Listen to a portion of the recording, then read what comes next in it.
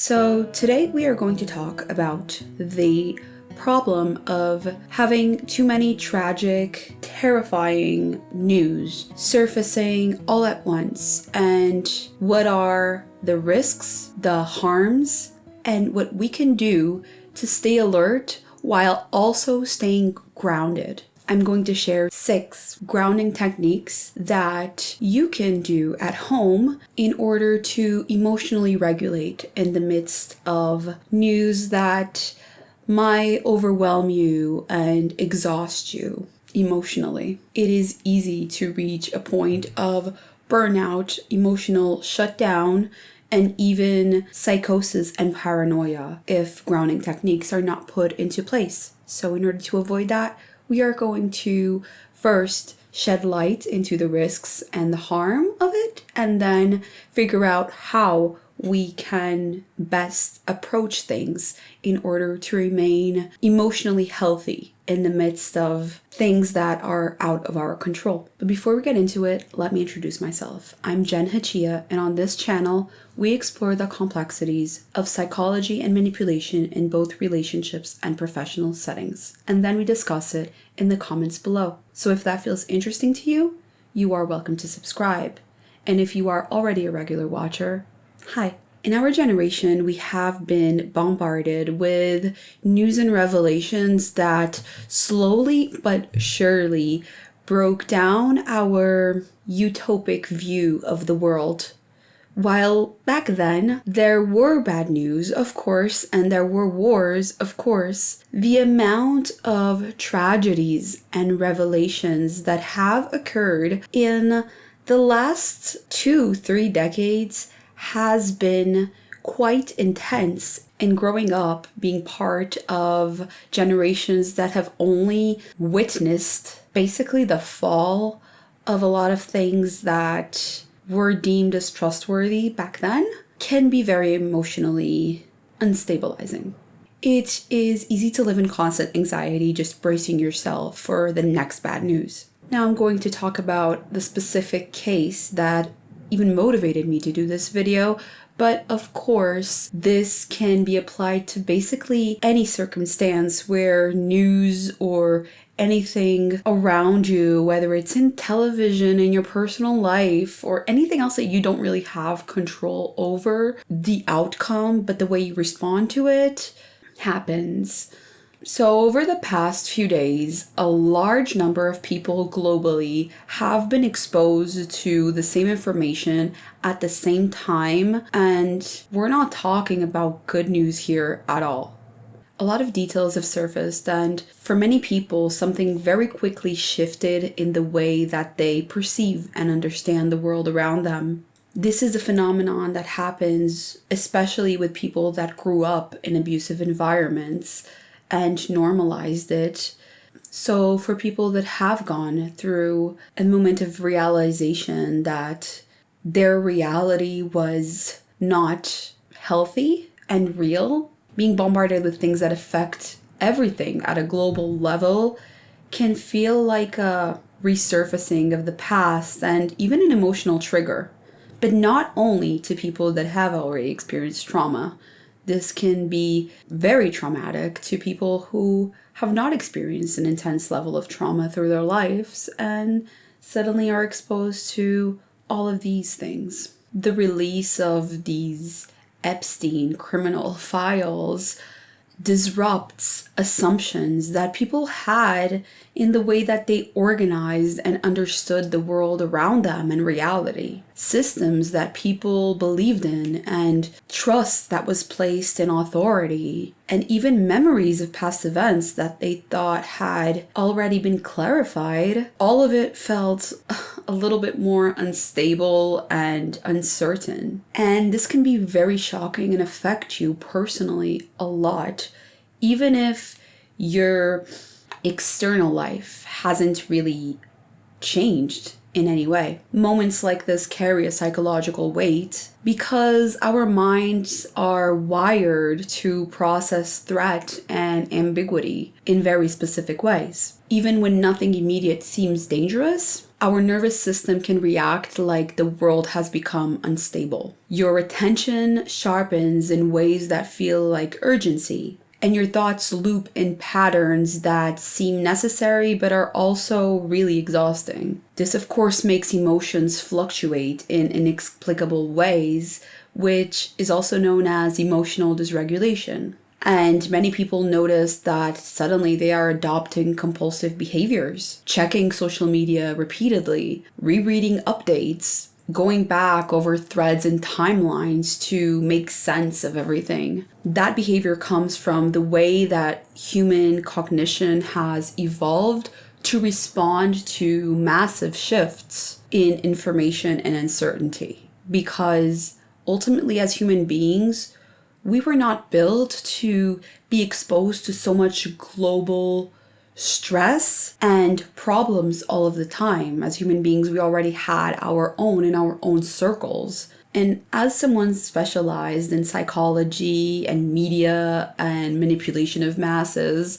I am not immune to these patterns because I'm human. It is perfectly normal for our brains to react in ways where it feels like every thought is competing for attention. I have the impulse as well to want to keep scrolling and keep reading and keep trying to make sense of things and look at the evidence and look at files and look at anything that can help uncover and puzzle up the pieces. But at the same time, it is normal to feel this sense of numbness and detachment, which I personally felt, and I'm sure that a lot of people have also felt. And this is a combination of hypervigilance and detachment, which is very common in moments of sudden clarity, where basically people feel awakened but also very exhausted at the same time. When certainty collapses this fast, clarity and overwhelm usually arrive together. Our brain sees itself obligated to update its model of reality very quickly. And that process itself is really exhausting because while we are digesting information on the outside, our brain is essentially trying to reorganize memories, attention span, expectations, all at once. And when the mind is in a state of full alert and hypervigilance, the tendency is to actually respond by increasing the informational intake, by watching more videos, reading more threads, scrolling through timelines, talking about it with other people, and checking updates constantly. Because the body interprets this as threat exposure. And so we naturally attempt to find a solution to the problem and try to get to the bottom of it so we can protect ourselves and the people that we love. And also, we get this feeling of needing to make things right and seek justice and end up feeling helpless because we can't. The human nervous system does not separate moral, emotional, and informational threats from physical ones. So all of it is processed as urgent and demanding, basically like a tiger is chasing you and you are running. But instead of one tiger, you have 10 tigers.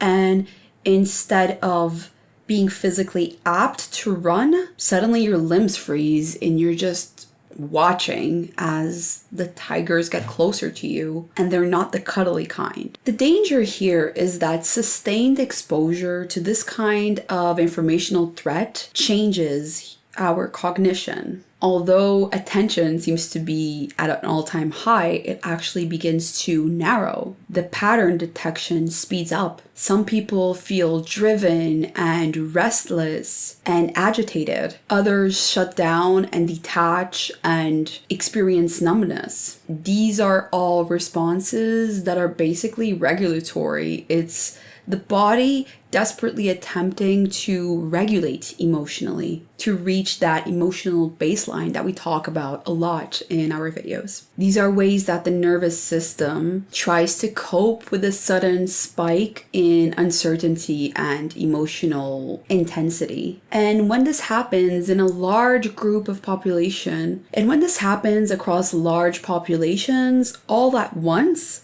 like big tragic global news that affect several countries or people that have committed crimes in several countries, social dynamics can amplify this effect. Groups exposed to shocking or morally intense information often experience shifts in collective cognition. The feeling of being certain about something, even without evidence, intensifies. Ambiguity becomes intolerable. Distrust spreads faster than verification because fear rewards explanations that provide, or at least give a sense of immediate coherence, regardless of if the information is accurate or not. Our brain tries to find answers, whatever means necessary. And basically, this becomes a fertile ground for paranoia and group psychosis dynamics. Overload alone of information and emotions without periods of regulation and grounding is enough to produce distorted perceptions and extreme paranoia. And even if information is accurate, it can still destabilize thought if the nervous system is overstimulated. And this is why grounding is so essential. And I want to make something clear. It's that grounding is not us closing our eyes and pretending that nothing is happening. Grounding is simply cognitive maintenance, and it actually allows attention to remain flexible, sharp. It allows perception to remain contextual and logical reasoning to become intact. It allows us humans to continue observing and analyzing without being consumed by the heaviness of the informational intake. And the thing is that without grounding exercises or without grounding behaviors, clarity easily collapses into overwhelm and burnout and rumination. And our insight can just turn into absolute despair, which is a short way into depression. Grounding also prevents the social effects of overload. People fragment when population becomes unregulated, and it's really easy to become very polarized. So staying emotionally regulated gives way for our social perception as a group of humans to remain accurate enough for coordination, shared trust, and collective response. Healthy collective response. So let's get to the bottom of it. What does grounding look like in practice? There are several simple tools that work and that don't require you to go get an expensive massage or spend a lot of money in therapy or any of that. And I will list a couple of them, but rule of thumb, do not do them all at once, because if you are already overwhelmed, you're just going to get more overwhelmed. The goal here is to just stabilize your attention and try to bring your emotional state to baseline. Another thing is that you might feel really silly doing some of these grounding exercises. It might feel a bit childish or dumb, but trust me, they work. I have had these preconceived notions in the past about grounding exercises and thinking to myself, they don't work. And I completely understand why you would think the same way, but this is a kind of trust the process thing. So just try to do it for the hell of it, and then eventually check in with yourself and see if you feel better. But also don't expect that if you're feeling very, very overwhelmed, you are just going to be completely cured from that. It's just supposed to be a practice that eventually you can kind of go back to when you feel overwhelmed or stressed. So the first technique is visual orientation.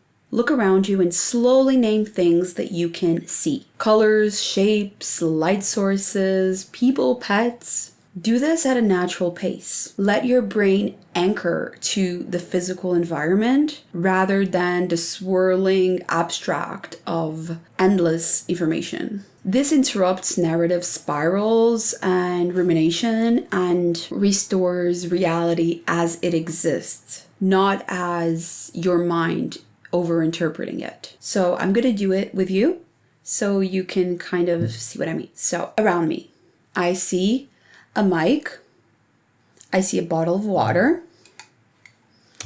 I see my phone, and a llama door stopper.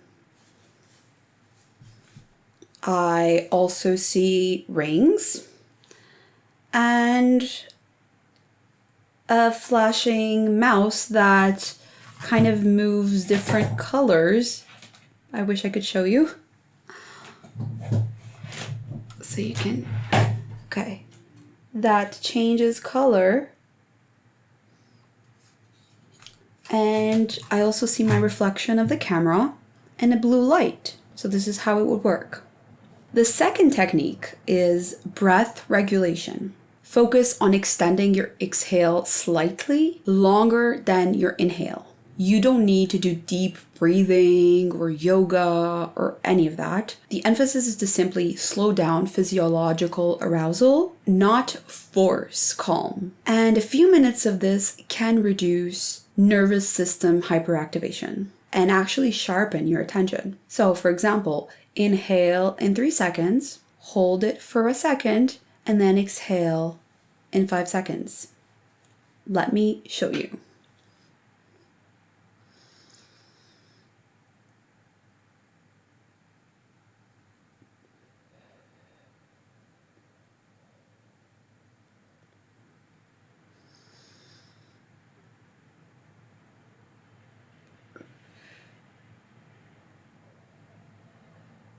And you can do this as many times as you would like. If you can do it for at least 60 seconds, that's great. You can just put a timer on your phone and do that. If you can do it for 3 minutes, that's also fantastic.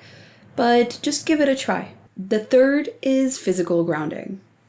So you can do physical grounding through contact with stable surfaces. You can press your feet into the floor, lean back into your chair, and place your hands on something solid. These small points of contact bring awareness to the body and interrupt mental abstraction that can fuel rumination. So for example, I could do it. Feet on the ground, back to the chair, and my hands, I can put them here on the table. And just hold it for a little bit. Really feel the texture of the table, feel the texture of the floor. If you have a carpet, if it's just wood, grass, sand, whatever it is. And then you're done.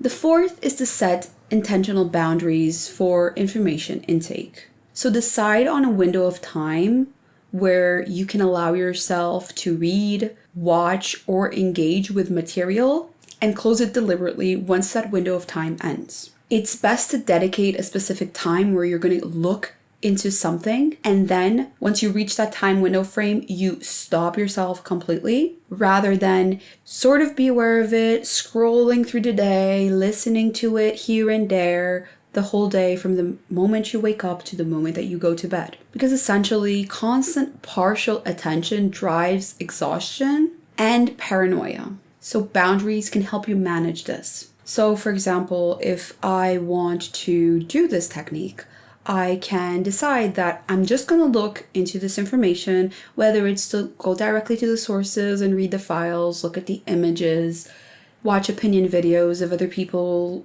looking into it, in a specific window of time. And then ideally at least an hour or two before bed, completely shutting down. This means that if you are having a conversation with someone about it, you don't need to reply at any time of the day in order to continue the conversation about this. You can stop yourself, step away, and just return to that topic of conversation in that time frame. The fifth technique is to maintain ordinary routines. So even if you have become really hyperfixated or really interested in looking at this information and trying to make sense of things, do not forget to take care of yourself and do not stray away from your usual routine. This means that, of course, you are going to spend more time consuming information, but it is really important that you maintain specific points that guide your routine and that give some sense of normalcy and regulation to your body even subconsciously. So you might consciously think that it does not affect you in any way, but subconsciously there is work being done. You just cannot be aware of it because it's subconscious. So examples of this is to continue eating regular meals, even if you're not feeling as hungry because you're too overwhelmed and stressed and sad with the information that you have been exposed to. Still try to eat something, and at the same time, do not postpone your lunchtime or your dinner time. Try to still sleep at consistent times. Sleep is really important for you to keep your brain sharp. And although you might feel very hypervigilant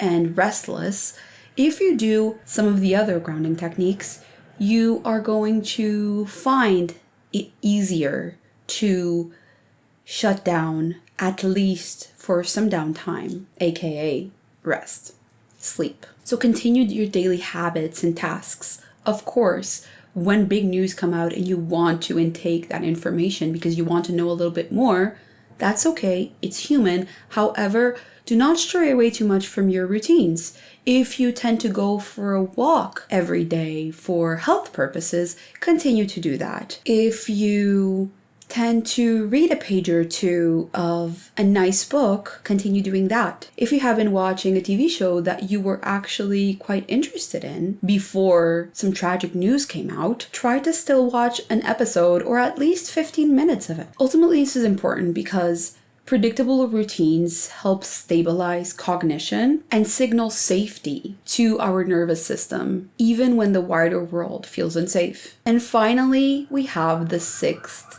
technique, which is social grounding.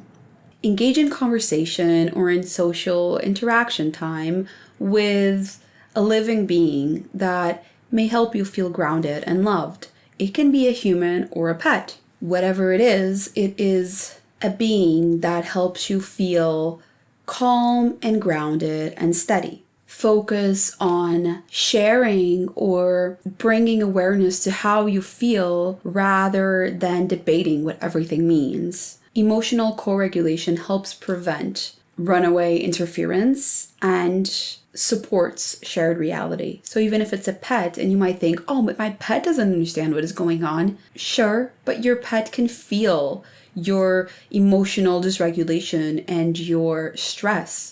And so to emotionally co-regulate with your pet is a great way to go about things. And I could exemplify now, but as you can see, my sweet pet is sleeping, so I don't want to bother her. But I do a lot of emotional co-regulation, and I strongly advise you to do the same, either with a pet or a human. And it doesn't need to be your own pet. You can just go for a walk and pet a dog or a cat that you see in the street. So the goal of these techniques is not to make people passive. On the contrary, it makes us ultimately as humans, as a group that is being ultimately fed this information, regardless of the information becoming available, we are still fed the information. Make no mistake. It helps us be protected from becoming too emotional fragile, to be sharp and react when necessary. It also makes us less gullible to increased media manipulation. And grounding techniques, although many of them may seem silly to you, they can protect you from overload, which is very important because you want to stay sharp and alert, especially when you realize that things might not be as they seem at all and that you might have been fooled for a very long time. And the important thing here to realize is that if you struggle with self-care, which I have struggled with it for a very long time, you might postpone these grounding techniques and think, I'll do it later. Well, maybe if you realize that you being grounded and mentally sharp and emotionally regulated will be good for your loved ones and for the people that you care about, maybe that will be a motivation instead for you to do these grounding exercises. Because the stakes are not individual. Dysregulated populations as a whole tend to fragment and societies can easily collapse. and even lose the ability to act in shared interest. Remember that emotionally regulated populations are able to coordinate, perceive things more accurately, and respond effectively. They are also able to be more in touch with their gut feeling. The harm with something that recently has been disclosed, such as the Epstein files, reveal cross gender and class and race and sexuality, and even ideology and religion, and how something affects us psychologically does the same. As a population, if we remain united, we can more easily regulate emotionally and realize that we as people that are not in power are actually more in numbers than those who are. And that is our strength too. And when I say remaining united, it doesn't mean that we need to agree with everybody. It just means that there is a community, not of agreement, but of shared struggle and goals. Division thrives on exhaustion and fear and overactivation. And grounding techniques can collectively allow us to remain functional and thoughtful and connected, protecting social trust while processing the information at hand. For me personally, this means to stay informed, yes, and try to understand things, yes, especially as a researcher. I have a lot of questions and I like to get to the bottom of it, and I like to look at evidence, especially not just the information that is filtered through the mainstream media. But it is really important to protect my nervous system personally, and this means choosing grounding over being stressed all the time. So I hope that you found this video helpful in any way, and maybe even save this video so you can look at it later if you forget the grounding techniques and you want to try one of them. Just remember to prioritize yourself and your well-being regardless of how much information you consume and want to consume, and that it is okay to step back when you need to and ground yourself when you feel emotionally overwhelmed and overloaded. Because being aware and awakened to new news